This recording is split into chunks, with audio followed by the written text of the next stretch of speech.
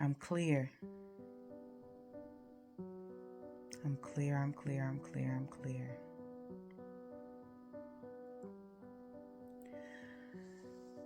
Last year was a year of clarity, and so many things became clear to me. One being that I'm supposed to share information, knowledge, my experiences. I thought it was in one way, but then today, my spirit says, no, we want you to document the catchphrase that you came up with, which was coaching myself to success. Now, let me be clear. It should be my success because this measure of success is not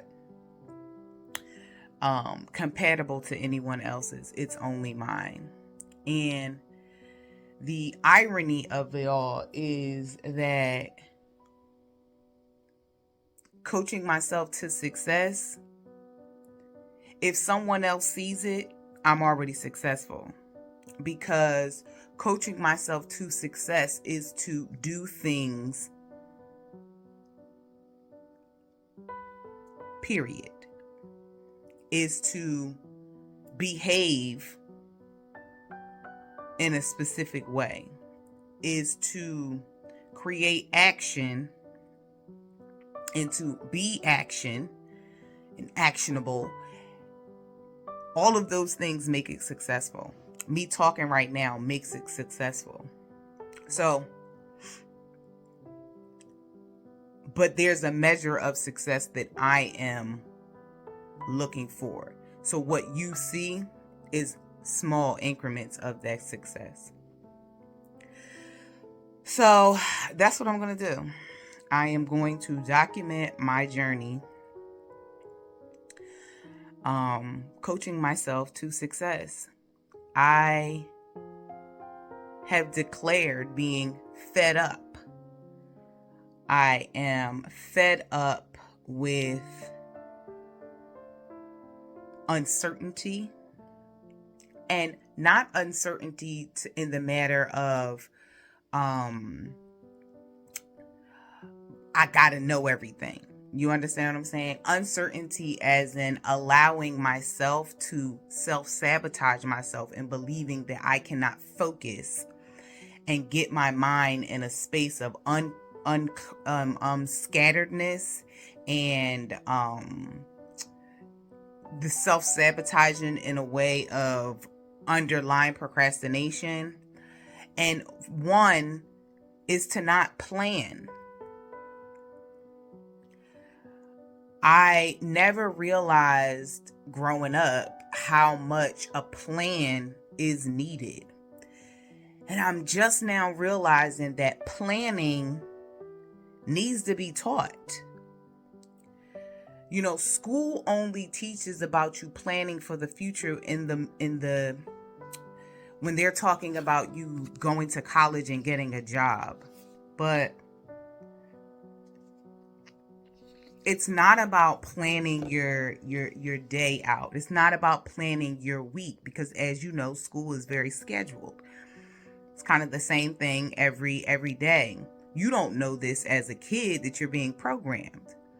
You're being programmed to live your life in a specific way, which is normally what society has set out for their society. So whoever is in charge of the way society is ran, there's a schedule, there's a plan, there's a blueprint on how the people inside of that society are going to act. And it's not everybody, but there is a base, you know.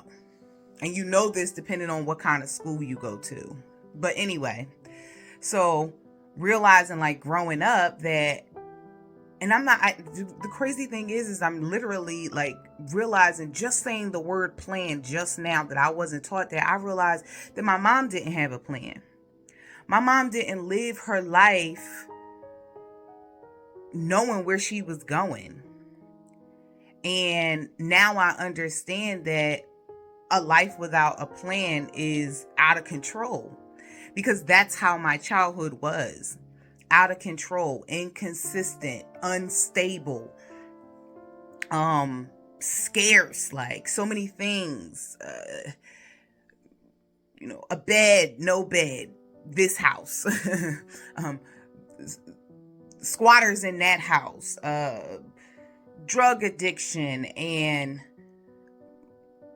no idea about money and how to get it, how to keep it, and how to grow it. None of that.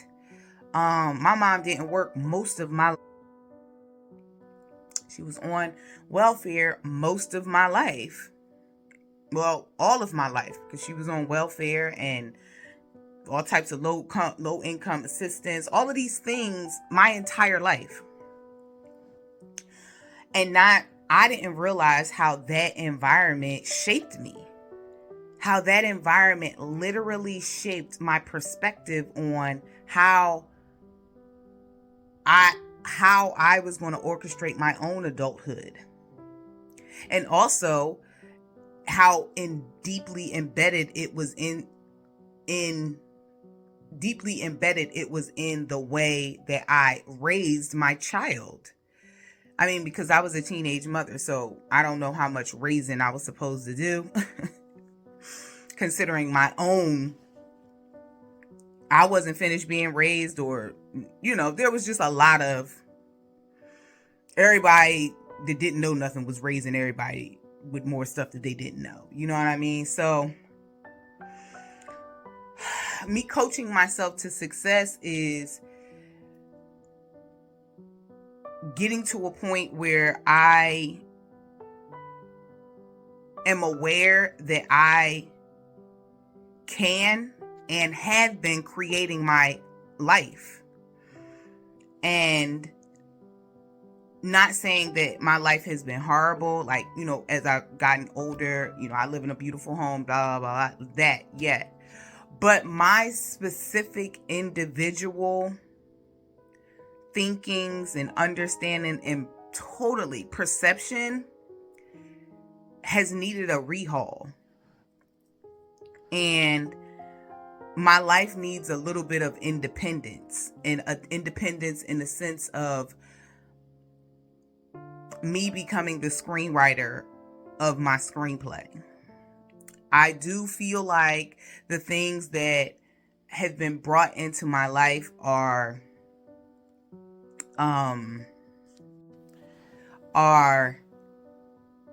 they were good and things like that, but there's just so many things that I wasn't aware of that I wanted to accomplish. I didn't even have goals.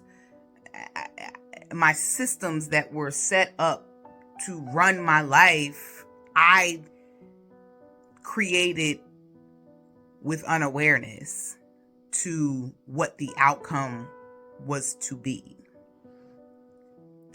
So the clarity that has come with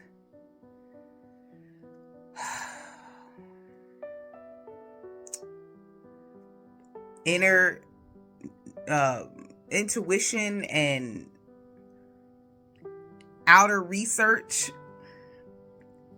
and also just with the aha of what I am and who I am, is astonishing. And I just said this morning, it is baffling, and it is a wild epiphany, a wild awakening to you finding out or recognizing how many programs that you're under and you had no idea. I'm reading a book is something about the six-figure woman. I'll put it down below, but like there's a section in there that says the 9 traits of an under-earning woman I think that's what it was. Under earning person or woman. I think it's just woman because the book is all about women. And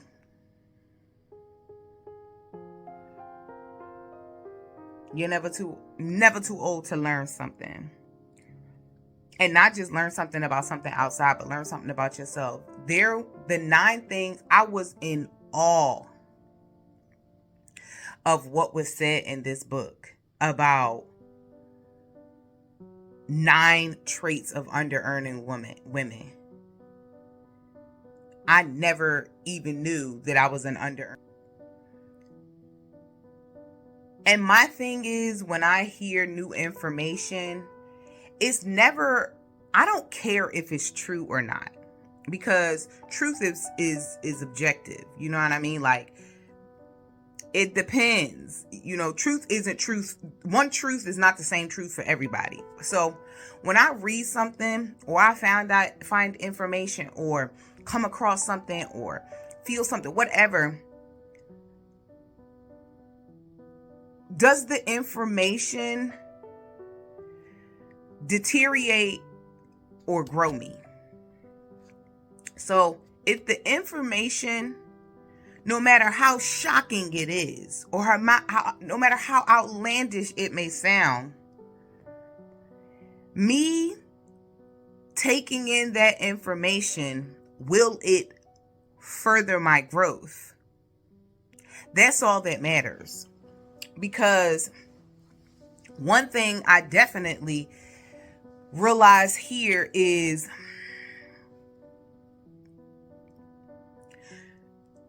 you have to go by your own personal experiences. And that's the way that you get out of the sheeple. That's how you get out of that group, is because you have to analyze, unpack information on your own. And when you do that, you start to realize all of the things that you have been, what's been put inside of you. Because the way we assess information has a lot to do with how were we raised, where we were raised at, what kind of environment, our parents, our families, our schools, countries, states, like all of those things combined are a part of our decision making. And mostly the way we feel about all of the things that I just named is how we come to the decision that we make. It's mostly feeling first, and then rationalization, like after. But so when I read this, I was like, wow, this is very interesting, because I had already been doing some research on neuromarketing and how you think that you think that everything that you like, everything you buy, the places you go, the places you live, definitely the things that you like, you think you decided that. But it's not true. And I know this to be true just on the small scale of, if you chose what you liked, then there wouldn't be trends. There wouldn't be a shift in trends. Trends are a prime example of, you didn't choose this. You didn't choose this at all. So it's just odd. It's the same thing out of Devil Wears Prada, when Miranda, what's her name, Miranda? Yeah. And Anne Hathaway, before she had got her little makeover and stuff, she was in that room when they was trying to find something for the magazine, and she was like, oh, it's just a blue sweater. And Miranda gave her like, you think it was just a blue sweater? And she ran down all this stuff. She said, look, you think that you chose that sweater when it was actually chose by the people standing in this room. That color's cerulean. Like, you know what I mean? That's true. We think that we are making our own decisions when we're sitting in a sea of things that are altering us to make us make specific decisions. It's the reason why people think that they're supposed to go to Target. Like, it's okay to go to Target multiple days a week. Or Sephora, multiple days a week, and get packages from Amazon multiple days a week. Like, if you don't run a business, I'm not sure why you get packages from Amazon multiple days a week. It is the reason why we've taken on convenience as a way of life to a detrimental fault. But that's neither here nor there. But anyway, coaching myself to success is the clarity.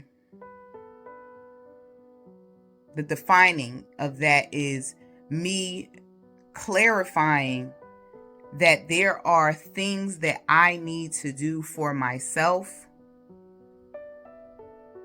to embrace my upgrades, to embrace the expanded version of myself. And one thing I know is, if you don't teach yourself something, anything, if you don't decide on a subject that you want to teach, you want to be self-educated in my personal opinion, you'll never be able to experience a personal level of expansion that doesn't necessarily involve someone telling you to do it. Because one of the things that I found to be most invigorating in my growing up and me getting older is finding out, like, oh, I can pick what subjects I decide to learn. Because when you're in school and you don't know certain things, you think that those are the only things that you can, English, language arts, social studies. You think that there's a cap on things that you can learn. For me, in my personal experience, there weren't cool things that you could be, that you can have a career in growing up. It was a very short list. Doctors, firefighters, managers, caseworker, nurse, very domesticated, very servitude, but not servitude in a way that it felt good to service.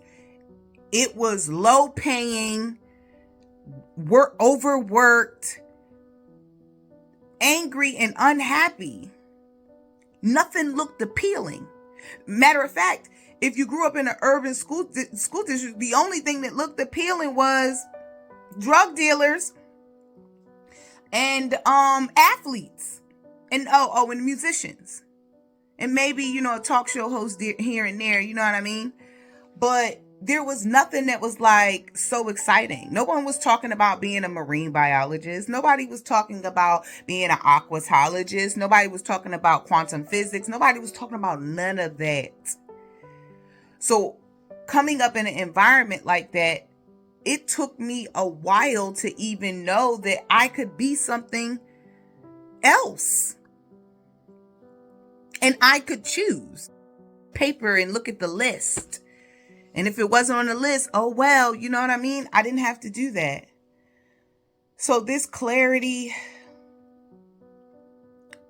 I just got fed up. I got fed up. And I've been aware of so many things for the past almost 10 years. But I think when you become aware of so many things, it makes you feel on an earthly level that you don't want to participate. Even though you know that, even though being a human in the spiritual sense is very low on the totem pole as to what you are, it's still a part of the journey. It's still a part of the journey.